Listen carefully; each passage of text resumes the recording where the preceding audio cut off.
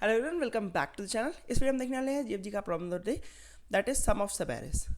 ठीक है, तो सवाल का नाम पढ़ के आपको समझ में आ रहा होगा कि इसमें क्या करना है। तो इसमें बेसिकली आपको सारी सब एरेस का ओवरऑल सम जो भी होगा वो आपको बताना है। ठीक, और it is guaranteed that the total sum will fit in the 32 bit integer range. ठीक है, तो मतलब आपको इंट ही लेना है, आपको लॉन्ग लॉन्ग नहीं लेना है। तो बेसिकली आपको करना क्या है, आपको अगर मान लो कोई एक एरे दी हुई है, लेट्स से एरे है 3 2 5 4 1, let's say this is your array.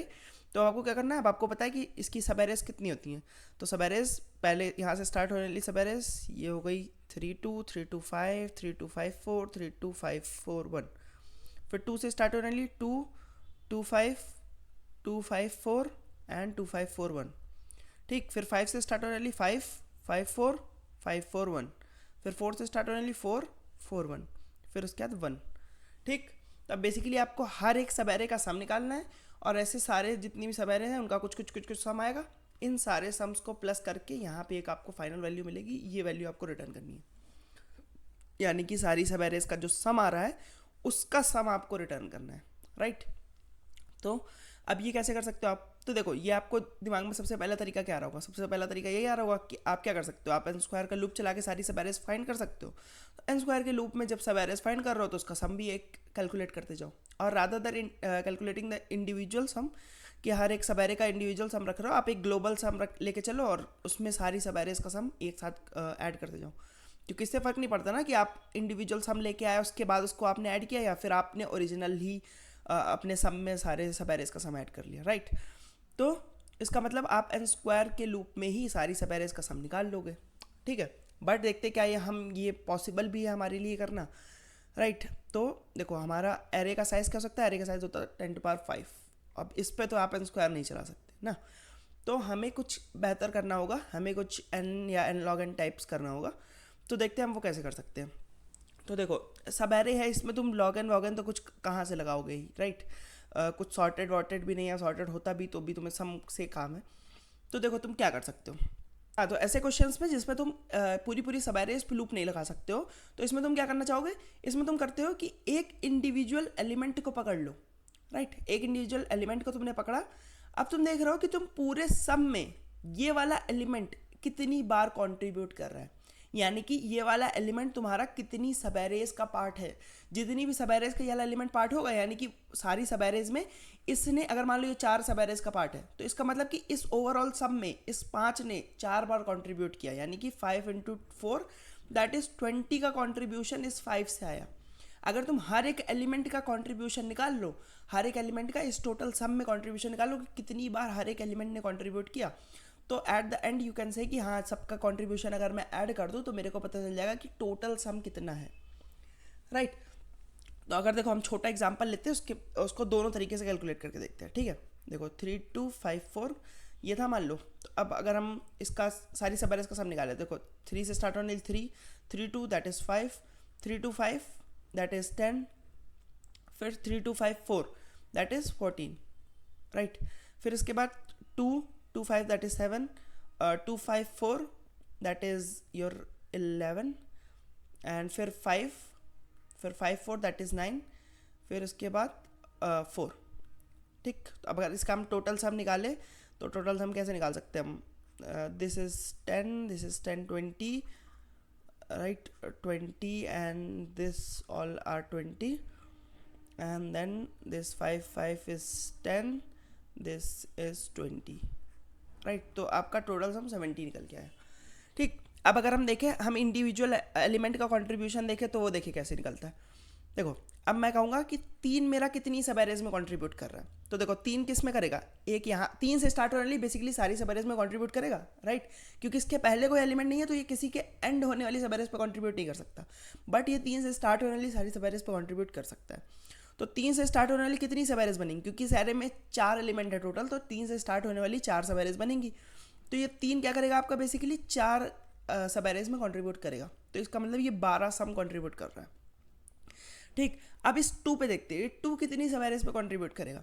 तो देखो 2 बेसिकली 2 से स्टार्ट होने वाली सारी सब एरेज पे तो कंट्रीब्यूट करेगा ही। तो 2 से स्टार्ट होने वाली एक सब एरे ये 2 ही, दूसरी सब एरे 2 5, तीसरी सब एरे 2 4।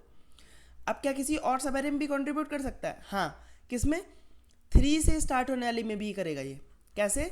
3 से स्टार्ट होने वाली सब एरे में भी करेगा, क्योंकि 3 2 फिर 3 2 5 फिर 3 2 4, ये सबके बीच में 2 आ रहा है, राइट। तो ये किस में केवल नहीं कर रहा है, ये उसमें नहीं कर रहा है जो कि 2 से पहले पहले है। तो बेसिकली 2 के बाद वाली सारी सब एरेज में ये कंट्रीब्यूट कर रहा है, ठीक। तो अगर अभी हम देखते हैं कि इसको कैसे अच्छे तरीके से दिखाते हैं, बट अगर अभी हम देखें तो कितनी सब एरेज में कंट्रीब्यूट कर रहा है, तो बेसिकली ये टोटल 6 सब एरेज में कंट्रीब्यूट कर रहा है, राइट। तो 2 × 6 अगर हम कर लें तो हमारा 12 आ जाएगा, इसका कंट्रीब्यूशन भी 12 है। अब 5 की बात करते हैं, 5 कितनी सब एरेज में कंट्रीब्यूट कर रहा है? देखो 5, एक तो 5 से स्टार्ट होने वाली 2 सब एरेज हैं, फिर 2 से स्टार्ट होने वाली और जो 5 के बाद आ रही हैं वो कितनी सब एरेज है? 2 को केवल नहीं काउंट कर सकते तुम, 2 5 और 2 5 4 इन दोनों में कंट्रीब्यूट कर रहा है।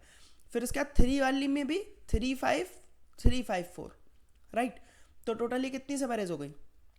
टोटल हो गई 3 2 6 सब एरेज में कंट्रीब्यूट कर रहा है, राइट। 5 की 2 वाली, 2 की 2 वाली और उसके बाद 3 की भी 2 सब एरेज, तो 5 टोटल आपका 6 सब एरेज में कंट्रीब्यूट कर रहा है। तो टोटल 6 सब एरेज का सम कितना होगा? 30 हो गया, राइट। उसके बाद देखते हैं अब आपकी बारी है 4 की। 4 कितनी सब एरेज में कंट्रीब्यूट कर रहा है? 4 सारी सब एरेज के एंड में आ रहा है, ठीक। तो 4 एक खुद के एंड में आएगा, एक 5 4 आएगा, एक 2 4 5 4, एक 3 4 5 4। तो 4 भी आपका 4 सब एरेज में कंट्रीब्यूट कर रहा है, दैट इज 16, ठीक। अगर अब तुम इसका सम कैलकुलेट करो तो 6 4 2 1 एंड उसके बाद यहाँ अगर तुम देखो तो ये आपका 7 आ गया, ठीक। तो देखो सम तो सेम आ रहा है, यानी कि अगर तुम हर एक सब एरे निकाल लो उसका सम निकालो, या फिर तुम इंडिविजुअल एलिमेंट का कंट्रीब्यूशन देखो, तुम्हारा सम सेम ही आ रहा है, ठीक। तो मतलब कि ये है तो तरीका सही और सुनने में भी सही लग रहा है कि हाँ देखो हर एक एलिमेंट का कंट्रीब्यूशन अगर हम निकाल लें तो ओवरऑल एरे में सारे एलिमेंट्स का कंट्रीब्यूशन ही तो है, ठीक। अब देखते हैं एक्चुअल में हम कंट्रीब्यूशन निकालेंगे कैसे, कोई भी एक एलिमेंट कितनी सब एरेज में कंट्रीब्यूट कर रहा है ये हम कैसे कैलकुलेट करेंगे। तो देखो लेट्स से इधर मान लो आपके 3 एलिमेंट्स हैं, इधर आपके 4 एलिमेंट्स हैं और ये एक एलिमेंट है, ठीक। और इसी एलिमेंट का हम कंट्रीब्यूशन निकाल रहे हैं, इस एलिमेंट का हम कंट्रीब्यूशन निकाल रहे हैं। तो देखो अब ये कितनी एरेज में कंट्रीब्यूट कर रहा है, देखो जो भी एरे यहाँ से स्टार्ट होती है, जो भी एरे यहाँ से स्टार्ट होती है उसमें ये कंट्रीब्यूट करेगा, राइट। उसमें ये कंट्रीब्यूट करेगा, जो भी एरे यहाँ से स्टार्ट होती है उसमें ये कंट्रीब्यूट करता है, ठीक। अब ये कितनी बार कंट्रीब्यूट करता है? जहाँ पे ये प्लेस्ड है, खुद की एक एरे बनाता है, खुद की एरे उसमें कंट्रीब्यूट करता है और अपने बाद वाले सारी एरेज में कंट्रीब्यूट करता है। तो इसके बाद 4 एलिमेंट्स हैं और इसको मिला लो अगर तो टोटल 5 बार कंट्रीब्यूट करता है, टोटल 5 बार कंट्रीब्यूट करता है, ठीक। ये तो बात हो गई कि ये खुद से स्टार्ट होने वाली एरे में कंट्रीब्यूट कर रहा है।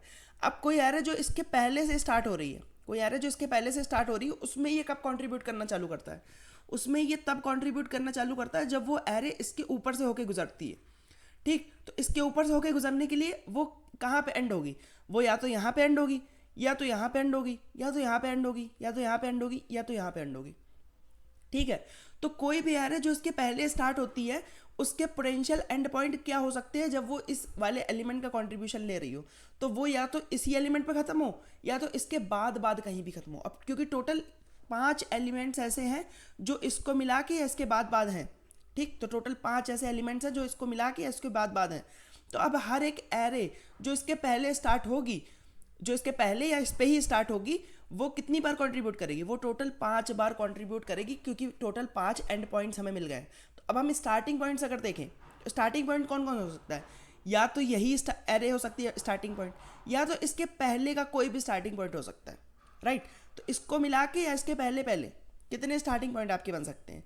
इसको मिला के इसके पहले टोटल 4 स्टार्टिंग पॉइंट्स हैं, ठीक। अब इसके बाद कोई स्टार्टिंग पॉइंट क्यों नहीं हो सकता? क्योंकि इसके बाद कोई स्टार्टिंग पॉइंट होगा तो उसका एंड पॉइंट हमेशा इसके बाद ही होगा, वो इसको नहीं मिला पाएगा। तो इसके बाद इसके पहले कोई एंड पॉइंट क्यों नहीं हम ले रहे हैं? अगर इसके पहले का कोई एंड पॉइंट होगा तो यानी कि उसमें ये वाला एलिमेंट आ ही नहीं पाया।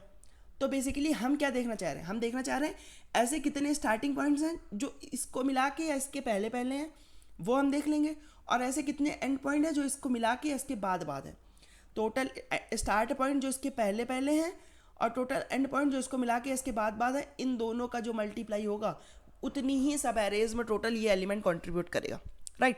तो अगर ये एलिमेंट मान लो मेरा थर्ड पोजीशन पे है 0 बेस इंडेक्सिंग में, तो इसके टोटल स्टार्ट पॉइंट कितने हो जाएंगे? 3 + 1, राइट।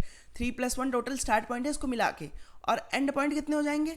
एंड पॉइंट जो भी, मान लो इस एरे का साइज तुम्हारा कितना था, इस एरे का साइज है तुम्हारा 8, ठीक है, तो एंड पॉइंट्स टोटल कितने हो गए, 8 माइनस इसकी पोजीशन जो है, इसकी पोजीशन है 3, 8 माइनस 3 करोगे अगर, तो तुम्हें टोटल 5 एंड पॉइंट्स मिल गए। तो total 4 into 5 that is 20 places में कंट्रीब्यूट करेगा, जो हमने कैलकुलेट किया था 4 इंटू 5, ठीक। तो बेसिकली अब तुम्हें क्या पता करना है, हर एक एलिमेंट के लिए पता करना है, हर एक बेसिकली इंडेक्स के लिए, कि उसके पहले कितने स्टार्टिंग पॉइंट है उसको मिला के, और उसके बाद कितने एंड पॉइंट्स है उसको मिला के, दोनों अगर तुम्हें पता चल गए, तो अभी फॉर्मूला हमने कैलकुलेट किया कि अगर आई पोजीशन पे तो आई प्लस 1 स्टार्टिंग पॉइंट्स होंगे और एन माइनस आई तुम्हारे एंड पॉइंट्स होंगे, तो इतने टोटल सब एरेज बनेंगी, और इसमें कॉन्ट्रीब्यूशन किसका होगा, एरे ऑफ आई का। इसको हम क्या कर सकते हैं, इसको हम अपने सम में ऐड कर सकते हैं हर बार, और जो भी हमारी सारे इंडिसेस का सम होगा वही हमारा टोटल फाइनल आंसर होगा। तो अगर इसका तुम कोड देखो, तो कोड में हमने क्या किया, स्टार्टिंग में इंट लिया है, क्योंकि इसमें दिया हुआ था कि 32 बिट इंटीजर के ओवरफ्लो नहीं करेगा, तो इसलिए हमने एक आंसर ले लिया 0 इनिशियलाइज करके। उसके बाद क्या किया, उसके बाद हम लूप चला रहे हैं। लूप में क्या कर रहे हैं, देखो बेसिकली हम फाइंड कर रहे हैं कि कितनी सब एरेज में ये कंट्रीब्यूट करेगा, आई प्लस 1 इंटू एन माइनस आई, इतनी सब एरेज में कंट्रीब्यूट करेगा। ये स्टार्टिंग पॉइंट्स हो गए हर सब एरे का, और ये एंड पॉइंट हो गए, इतने स्टार्टिंग पॉइंट हो सकते हैं, इतने एंड पॉइंट हो सकते हैं, जिसके बीच में ये एरे ऑफ आई आ रहा है, ठीक। अब इतनी सब एरेज में कंट्रीब्यूट करेगा, क्या कंट्रीब्यूट करेगा, अपनी जो वैल्यू है वो कंट्रीब्यूट करेगा, ठीक। अगर इसकी वैल्यू 3 होती तो 3 कंट्रीब्यूट करता, 5 होती तो 5 कंट्रीब्यूट करता। अब इन दोनों का मल्टीप्लाई किया तो टोटल सम आ गया कि इतनी सब एरेज में इसका कंट्रीब्यूशन लोगे तो इतना टोटल कंट्रीब्यूशन आ जाएगा। उसको आप क्या करोगे, उसको आप अपने आंसर में ऐड कर लो, और फाइनली आपको आंसर रिटर्न करना है, ठीक। क्योंकि हर एक एलिमेंट का कंट्रीब्यूशन ले लिया तुमने, तो फाइनल आंसर में तुम्हारा सारे सब एरेज का सम आ जाएगा, ठीक। तो उम्मीद करता हूँ थोड़ा सा मैथमेटिकली था, बट उम्मीद करता हूँ कि आपको समझ में आएगा। अगर कोई भी डाउट है तो आप मुझसे कमेंट सेक्शन में पूछ सकते हो, I would love to answer that. और अगर आपको वीडियो पसंद आया तो उसको लाइक कर देना, चैनल को सब्सक्राइब कर देना। मैं मिलता हूँ आपसे किसी और वीडियो में, तब तक के लिए बाय बाय।